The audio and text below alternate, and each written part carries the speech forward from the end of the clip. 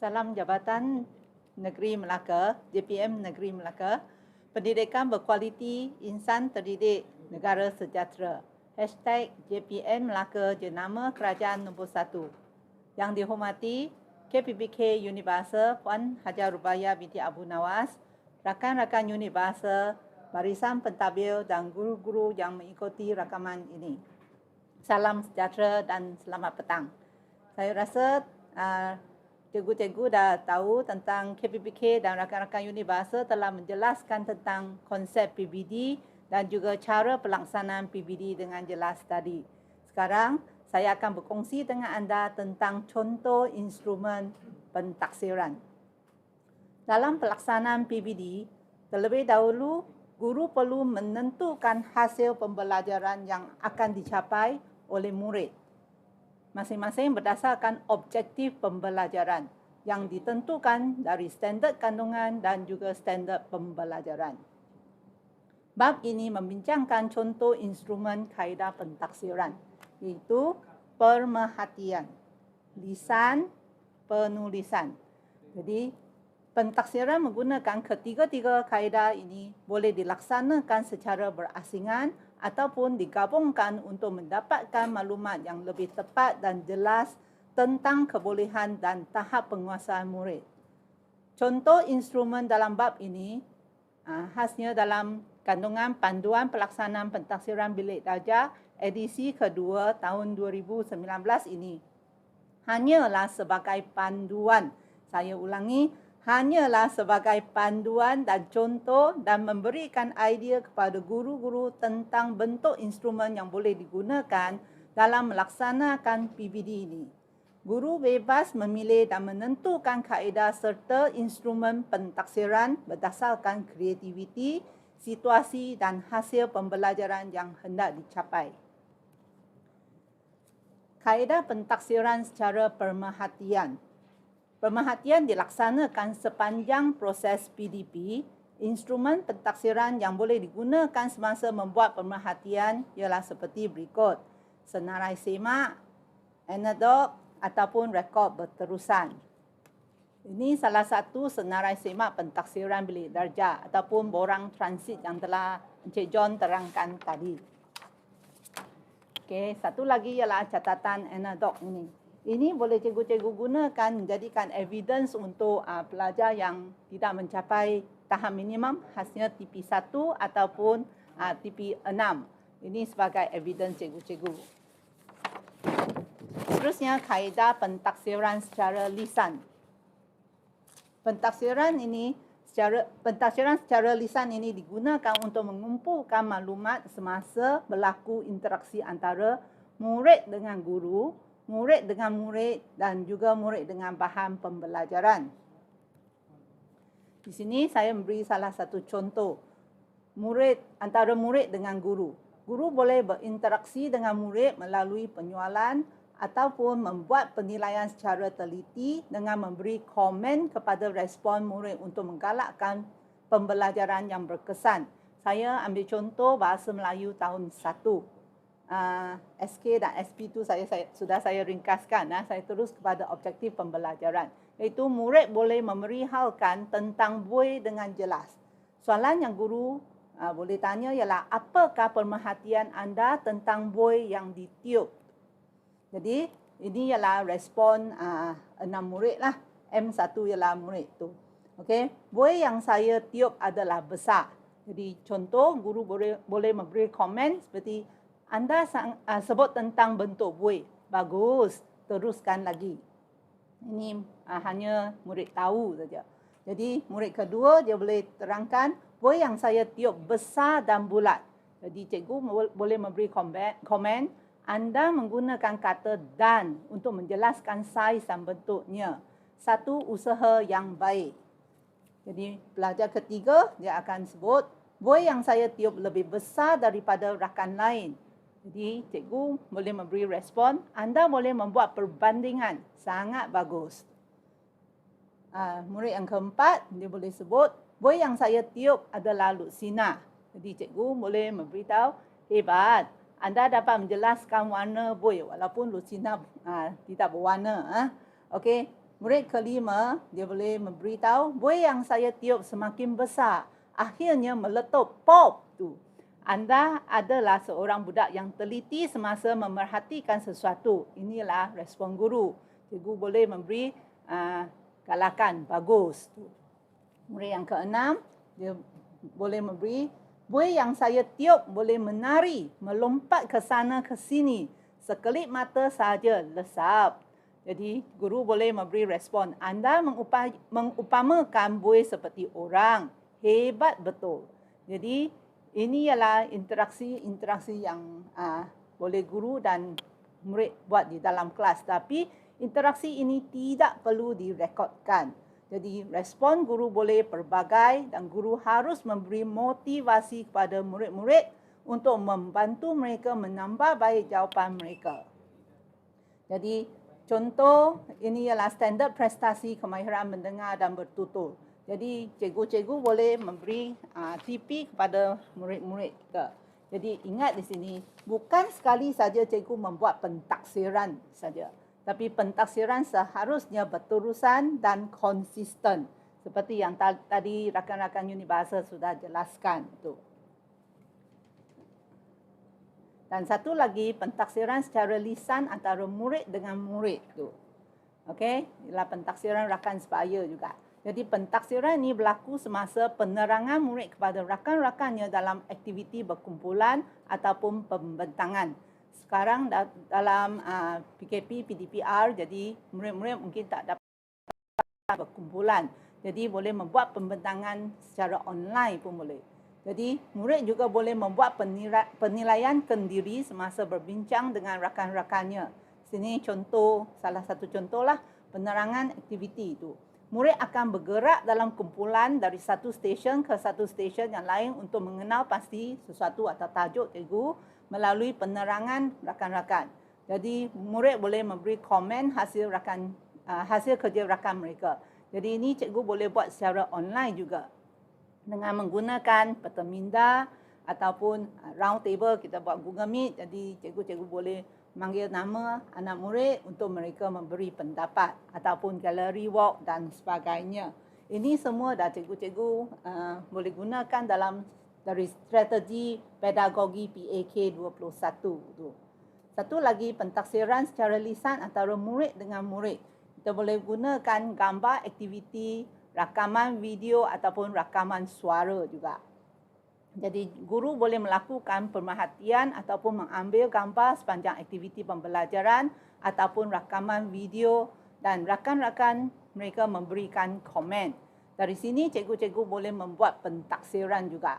Contohnya, dalam satu aktiviti memasak, pemerhatian dilakukan pada setiap peringkat dan proses memasak tersebut. Contoh seperti ini. Jadi, untuk pelajar sekarang mereka boleh membuat rakaman. Mereka menyediakan bahan makanan ataupun dia nak masak mi segera ataupun membuat sandwich, dia boleh buatkan rakaman. Menyediakan bahan-bahan masakan dan seterusnya memasak di rumah, prosesnya dia boleh ceritakan dan dia boleh menghiaskan makanan tu. Lepas tu, dia boleh tayangkan rakaman dia dalam Google Meet semasa PDP cikgu. Jadi cikgu-cikgu boleh memberi penilaian dan rakan-rakannya juga boleh memberi komen juga. Okey. Dan seterusnya, kaedah pentaksiran secara penulisan. Jadi kaedah di sini dilaksanakan untuk mengesan kebolehan murid dalam menguasai kemahiran dan perkembangan murid yang melibatkan aktiviti menyemak dan memeriksa hasil tugasan murid dan juga pentaksiran kendiri.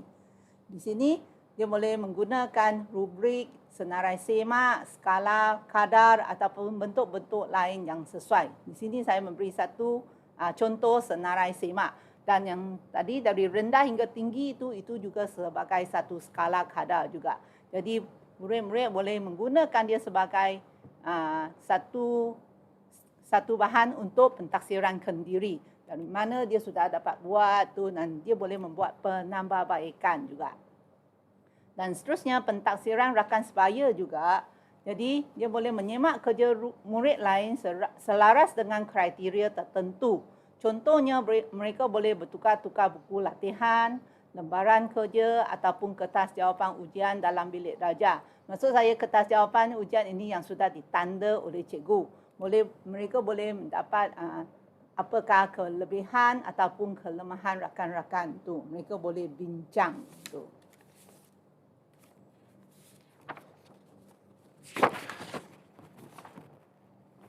Dan dari sini, pelajar ini dapat membuat refleksi tentang prestasi mereka sendiri.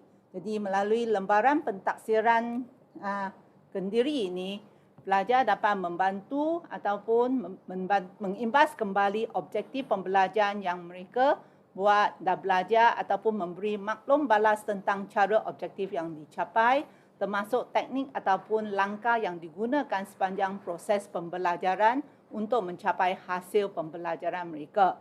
Jadi soalan yang boleh diberi dalam lembaran ini seperti apa ataupun tugas yang dijalankan. Apakah tugas yang mereka jalankan dan mengapa mereka jalankan tugas itu, iaitu tujuannya dan bagaimana teknik ataupun cara yang menjalankan tugas tersebut. Dan akhirnya ialah kesan daripada pembelajaran. Okey. Jadi dari sini, pelajar boleh membuat renungan kendiri dan membuat penambahbaikan. Dan seterusnya iaitu pentaksiran rakan sebaya. Jadi melalui pentaksiran rakan sebaya ini, tadi kita dah sebut, dia boleh menyemak bahan kerja mereka, dan satu lagi perbincangan dalam kumpulan secara formal ataupun berdasarkan dengan tugasan yang dilakukan dalam bilik darjah. Jadi mereka boleh buat dalam round table dan sebagainya tu. Dan satu lagi pentaksiran rakan sebaya, ini ialah sebagai contoh, saya guna contoh bahasa Cina. Jadi pelajar boleh memeriksa dan memberi skor contoh kerja terdahulu. Contohnya, mentaksir contoh kerja yang baik ataupun tidak baik serta dapat menyatakan sebab kerja tersebut ataupun kerja itu baik ataupun tidak baik. Jadi mungkin di sini pelajar dia boleh memberi kata nama ataupun kata adjektif, kata kerja tu dari apa yang mereka dapat tu. Ini ialah salah satu kata-kata adjektif yang pelajar dapat lah. Dan di sini mungkin cikgu-cikgu akan tanya, nanti pelajar saya akan membuat kritikan tentang kawan-kawannya, dia memberi respon yang tak baik dan sebagainya. Saya rasa cikgu boleh mengambil kesempatan ini atau peluang ini untuk membimbing pelajar untuk membuat kritikan. Biasanya kita memberi kritikan yang membaik, membina. Dari sini cikgu boleh membetulkan sikap pelajar. Ini punyalah salah satu proses pembelajaran tu. Jadi kita mesti tengok kelebihan rakan-rakan dan bukan tengok kelemahan mereka. Dari kelemahan mereka, jadi mereka boleh membetulkan kelemahan untuk mendapatkan penambahbaikan juga. Dan seterusnya, perbincangan dan maklum balas secara formal atau tidak formal. Ini cikgu boleh memberi Google Form ataupun kertas-kertas yang fokus ataupun kertas-kertas maklum balas pun boleh. Banyak cara yang cikgu-cikgu boleh gunakan. Dan akhir sekali ialah kerja berkumpulan untuk menggalakkan komunikasi kolaboratif, kerja berpasukan dan pentaksiran sesama murid. Contohnya pembelajaran berasaskan projek yang Encik Muru terangkan tadi, sesi lakon peranan ataupun bercerita yang Encik Helmi terangkan tadi, sketsa ataupun lain-lain aktiviti berkumpulan atau berpasangan boleh diadakan bagi mereka bertukar-tukar idea dan pandangan. Dan di sini saya ingin mengingatkan guru-guru sekalian, kita memang kena berdasarkan DSKP kita. Misalnya ini saya beri satu contoh kemahiran mendengar dan bertutur. Ini ialah KSSR Bahasa Melayu tahun 3. Saya guna standard pembelajaran 1.1.3 tu. Mendengar, mentaksir dan memberikan respon terhadap soalan bertumpu tu. Okey, sini ada SK, SP, objektif dan kaedah pentaksiran melalui pemerhatian. Okey, jadi instrumen dah terangkan tadi. Dan cikgu-cikgu memang kena buat RPH lah. Ini ialah cara pelaksanaannya. Jadi ini melalui satu permainan. Set induksi itu sudah saya ringkaskan. Nah, saya terus kepada aktiviti. Misalnya ini, aktiviti siapa saya. Jadi cikgu memberi arahan kepada murid. Setiap murid dalam kumpulan diberi identiti tentang sesuatu pekerjaan melalui WhatsApp ataupun Telegram. Cikgu dah berhubung dengan pelajar itu terlebih dahulu. Jadi rakan-rakan akan bertanya 3 soalan bertumpu tentang identiti kepada pelajar yang ditentukan. Misalnya pelajar A ini. Jadi pelajar A saja menjawab ya atau tidak. Jadi soalan-soalan yang mereka boleh kemukakan seperti adakah dia bekerja di dalam pejabat?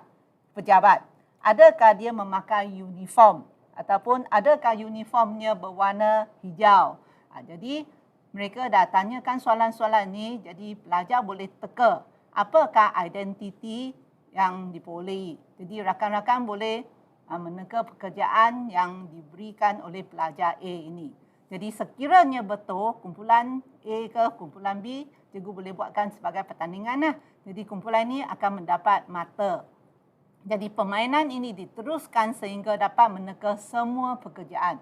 Lepas ni cikgu boleh memberi tugas kepada murid-murid, minta murid mencari maksud identiti doktor ke guru, mencari identiti doktor, guru, polis dan sebagainya dalam pekerjaan ni.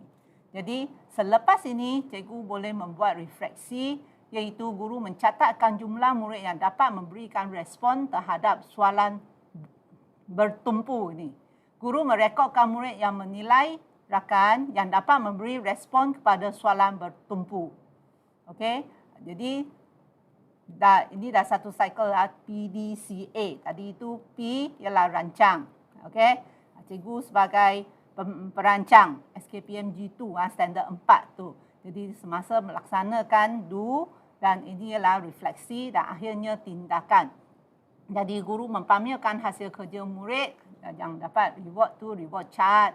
Dan juga guru boleh memberi bimbingan ataupun intervensi kepada pelajar yang masih tidak dapat menguasai kemahiran. Dan guru-guru juga boleh melaksanakan PLC untuk meningkatkan PDP Kediri. Dan rancangan strategik PDPC ini akan datang berdasarkan, itu sudah salah, sorry. Akan dibuat dengan berdasarkan penguasaan murid. Jadi kita akan buat renungan Kediri dan juga tindakan seterusnya. Jadi yang seterusnya, jadi contoh instrumen pentaksiran ini ialah tentang tahap penguasaan. Jadi cikgu boleh memberi TP kepada murid tu berdasarkan penguasaan kemahiran mereka mengikut di SKP kita ini. Jadi guru-guru dinasihatkan supaya membuat pentaksiran berdasarkan standard prestasi yang terkandung dalam DSKP. Dan saya rasa SIC Plus kita memang dah bincang dalam unit bahasa. SIC Plus kita akan membimbing guru-guru dengan lebih mendalam lagi dalam hal ini. Okey. Dan di sini saya ingin berkongsi dengan anda, memang banyak aktiviti yang boleh kita buat untuk menarik minat pelajar. Di sini misalnya World War, live worksheet, kita boleh membuatkan kuis, permainan, main peranan, bercerita dan projek mudah dan sebagainya. Dan di sini ialah contoh-contoh yang akan saya beri dan saya cuba tayangkan satu video tu. Kalau video tu boleh on tu. Kalau cikgu-cikgu memerlukan bimbingan ataupun PLC ini, harap boleh hubungi dengan unit bahasa. Okey, di sini saya buat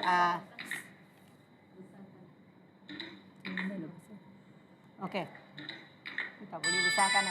Okey, saya hanya nak pelajar mengeja bulan tu, months dalam bahasa Inggeris. Ini ialah dia cuba dengan menyusun balik huruf-huruf tu. Februari dan sebagainya. Ini salah satulah. Jadi ini ialah word wall tu. Dalam dia memang banyak. Okey, saya lompat, saya guna cara lain. Ini ialah cara menggunakan silang kata. Misalnya, pelajar akan cari. Misalnya dia dapat cari August. Ini dalam bahasa Inggeris. August dalam bahasa Inggeris. Jadi bila dapat, dia dapat mata. Jadi cikgu boleh buat sebagai permainan ataupun pertandingan juga. Okey. Dan ini cikgu boleh, ini memang cikgu register dalam website ini, cikgu akan boleh buatkan bahan-bahan sendiri. Misalnya cikgu nak pelajar terangkan sesuatu topik atau satu bahan tu. Ini ialah salah satu contoh lah. Ini saya memang gunakan contoh yang sama. Dan satu lagi ialah ini ialah roda. Yes. Okey, spinning wheel tu. Jadi dia boleh terangkan jadi bulan September itu atau Ogos ni apa yang pernah dia buat tahun lepas. Apalah cikgu boleh membimbing pelajar untuk memberi peluang mereka bercakap. Ini memang banyak aktiviti yang boleh cikgu-cikgu buat. Kalau cikgu seorang nak buat memang berat. Jadi buatlah dalam panitia sebagai PLC. Setiap cikgu membuat sesuatu ataupun satu bahan. Jadi kongsi bersama-sama dengan rakan-rakan sesama sekolah ataupun rakan-rakan sekolah lain. Ini sebagai satu PLC. Saya rasa cikgu-cikgu boleh dapat banyak bahan itu. Okey. Ini ialah salah satu kad. Ada cikgu setkan apakah adjektif ataupun adverb yang cikgu nak mereka terangkan. Jadi pun boleh. Ini semua pun boleh digunakan. Okey. Okey, saya rasa inilah saja perkongsian saya pada hari ini. Sekian, terima kasih. Saya harap cikgu dapat melaksanakan PBD dengan berkesan dan pelajar kita dapat belajar dengan gembira. Sekian, terima kasih.